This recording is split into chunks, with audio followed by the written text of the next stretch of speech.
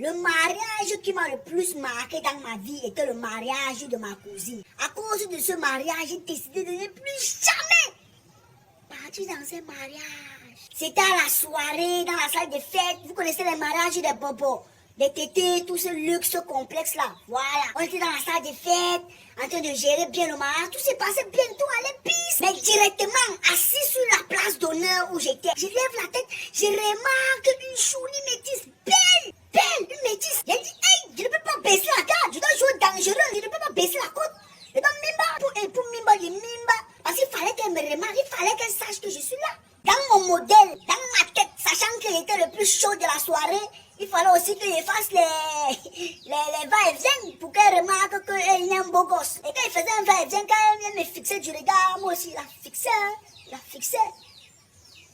Oui, il la fixait, elle ne baissait pas la côte. Elle doit connaître que non. Le dimanche, sentait lancer les graines. Il fallait qu'elle picore. Vous connaissez déjà de quoi je suis en train de parler. Partenaire se connaît. On connaît que quand on voit une nouvelle fille, il faut qu'on se fasse remarquer. Il faut qu'elle voie que nous sommes là, on fait un peu le bruit. Voilà, c'est ce que j'ai fait, c'est exactement mon attitude. Bon, dans le manchon, je suis allée sur la table du DJ. Parce qu'il faut aussi que mon gars peut mixer. C'est que le DJ fait ses petits. Nous sommes micalisables, le DJ. J'étais devenu le partenaire du DJ. Quand le DJ mix, je suis là, le DJ a vu que nous avons le talent. Oui, il m'a remarqué. J'ai constaté, il a commencé à me regarder.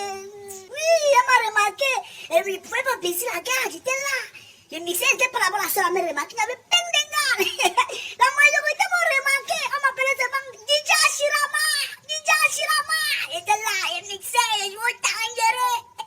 Puis maintenant, vint le moment le plus obscur de ma vie. Le moment qui a fait en sorte que je déteste les mariages. C'était l'heure du service. L'MP Sarah pour le micro, là, du DJ. Baisse la musique.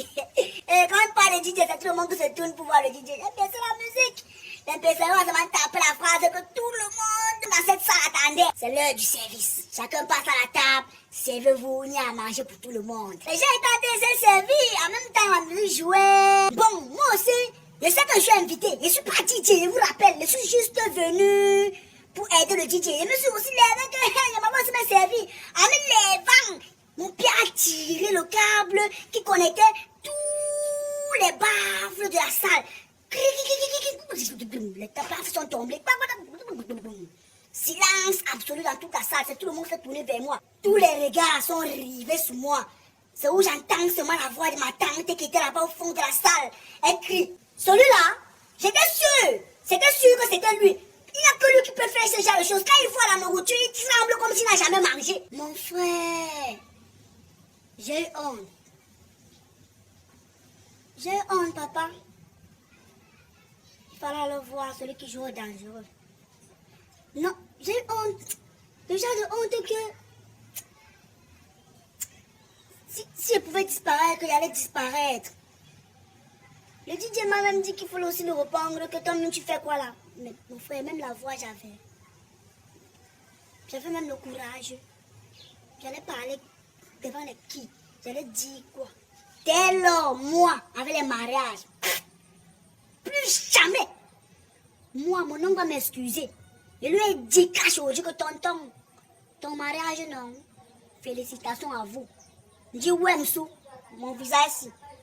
N'allez pas me voir là-bas. Mais quel pays, je ne parle pas.